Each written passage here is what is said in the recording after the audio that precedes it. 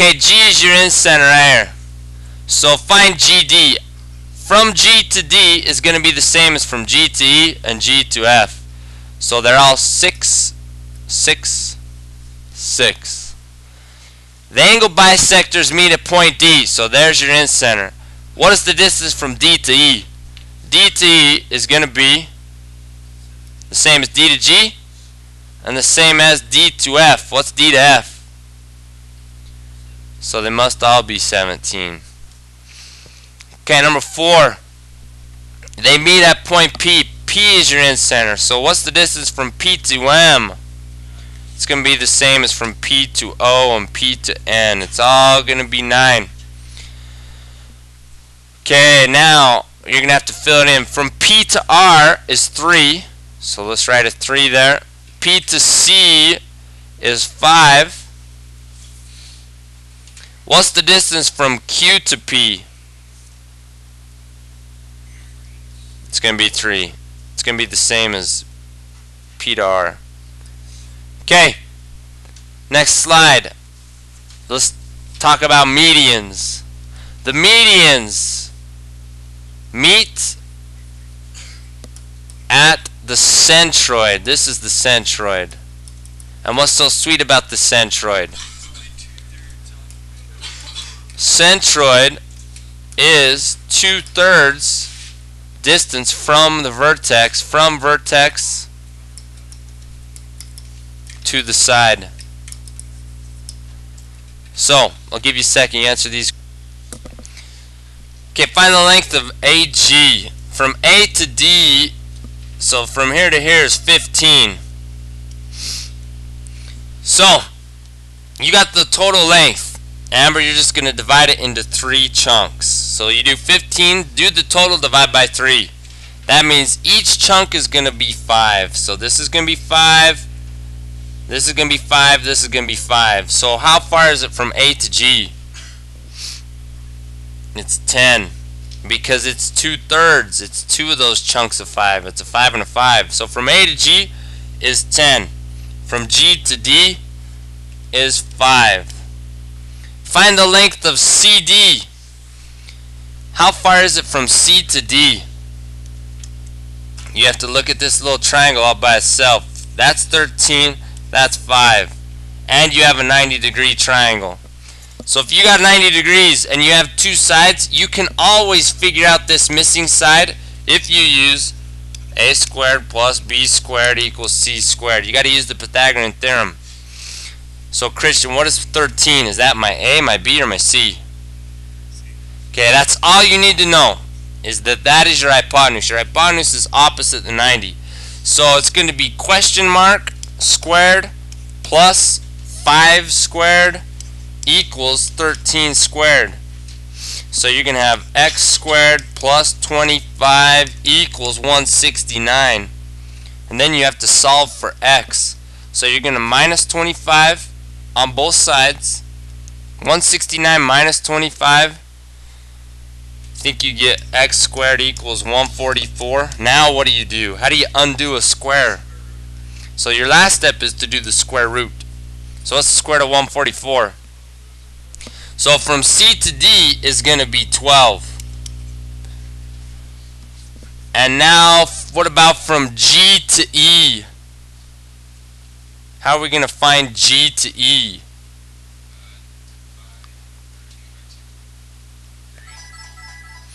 Yeah, look at right here. This line right here. From C to G is 13. So that's 2/3. How big is each little chunk? How do you know it's 6.5? Yep, just what Josh said. Do your 13 divided by 2. So that's 6.5, that's 6.5, that's 6.5. How about from G to B? How come it's 13? Yeah, it's an isosceles triangle. This is, that's 12, that's 12. This is 13, that's 13. Okay, the last question, the perimeter. How in the heck are we going to find the perimeter?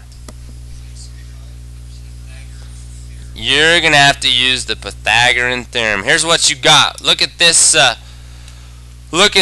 triangle right here. There's your 90 degree. I'm looking at this half right here. So this is A, this is C, and this is D. I know from C to D is 12. I know from A to D is 15. So if I can find from A to C, I'm in good shape. So I'm going to have to do 12 squared plus 15 squared equals C squared. And then what is C at the end of the day? So these two added together are 369. And then you got to do square root of 369. What's square root of 369? 19.21. That's how long from A to C is. So this is 19.21. So we got a 19.21 plus, how long is it from C to B? So we got a 24 plus, we just need one more. How are we going to find from A to B? How come it's 19.21? Because it is an isosceles triangle. Look at this. If this point, well, let me change. If this point is on your perpendicular bisector, that's the perpendicular 90, and it bisects that. So if it's on your perpendicular bisector, then from A to C, that whole thing is going to be congruent from A to B. So if that's 19.21, that's 19.21. Add them all up. What do they add? 62.42. Who got that? Nice. Okay, let's move on. In 5.4, we introduced the Midsegment Theorem. Okay, the midsegment.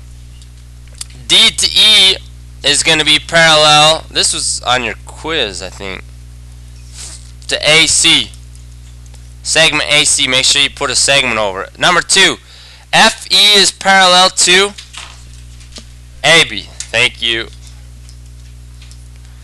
Now, if A to B is 21, so this chunk right here is 21, what's the distance from E to F? From E to F is going to be 10.5, yes. 10.5, because it's exactly, your midsegment is exactly half of the opposite side. Okay, then number 4, look at 4. If B to E is 7, so from B to E is 7, how long is it from D to F? It's also 7. How long is it from A to C? If DE is 10.2, it's going to be doubled. It's going to be 20.4. Okay, now number 6. Here's what I was talking about. You're going to write an English sentence, change it to algebra. You got a question? You got 6? YZ is what? 29, you think? Let me write it in. Let's see.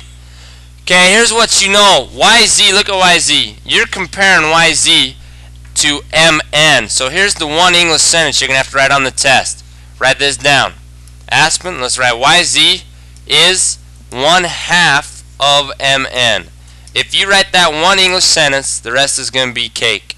Now you're just going to plug in and change all this English to algebra. So YZ is going to change to 2x plus 3. Is equals. 1/2 is 1/2. Of is times. MN is going to change to 5x minus 14. But you have to take half of that. And since it's two things, you got to cut them both in half. What's half of 5x? It's going to be 2.5x. What's half of 14? Minus 7. And on this side, you still have your 2x plus 3. Now, let's just do our algebra. I'm going to move these x's over here because over here you have more x's. And if I move them to the side with the most, they're going to stay positive. Minus 2x, minus 2x. So I'm going to have 0.5x minus 7 equals 3. Plus 7, plus 7. I got 0.5x equals 10. So half of what is 10? Shoot, did we mess up?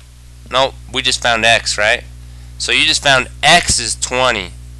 But the question wants this. How long is it from y to z?